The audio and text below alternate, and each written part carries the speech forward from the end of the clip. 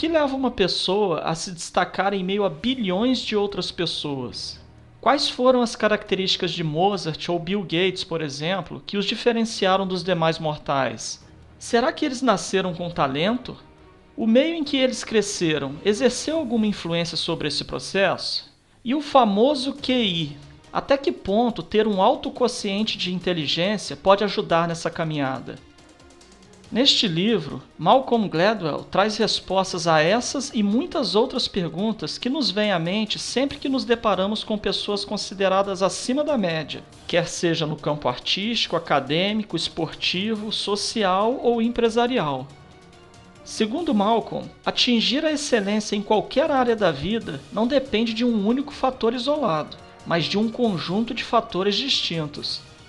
As pessoas fora de série, para conseguirem atingir o topo, se beneficiaram das oportunidades que surgiram, dos legados culturais e comportamentais que receberam, além de, principalmente, terem praticado suas habilidades por uma quantidade extraordinária de tempo. Já explico.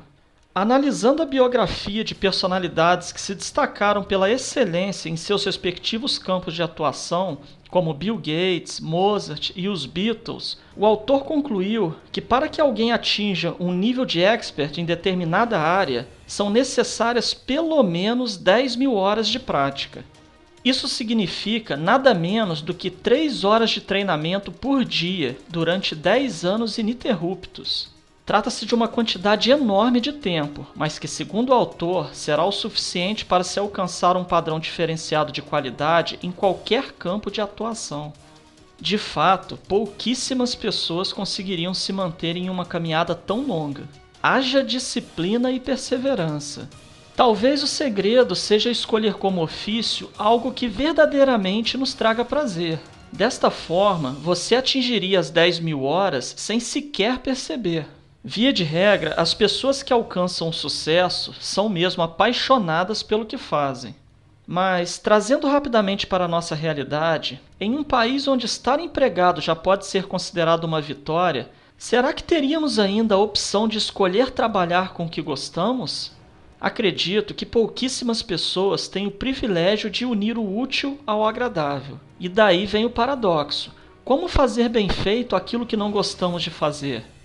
Diante disto, cabe, portanto, acrescentarmos outro degrau importante para se tornar um fora de série em nosso país, que é o fator socioeconômico.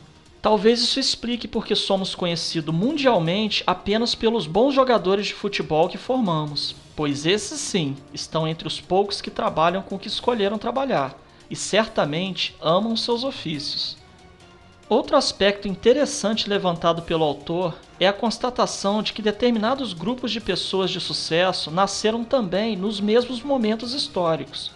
Por exemplo, os grandes industriais norte-americanos do século XIX nasceram todos na década de 1830. E boa parte dos gênios da informática, como Bill Gates, Paul Allen e Steve Jobs, nasceram todos na década de 1950. O que isso significa? Bom, significa que eles alcançaram suas fases produtivas exatamente em um momento no qual a indústria voltada para suas habilidades estava florescendo.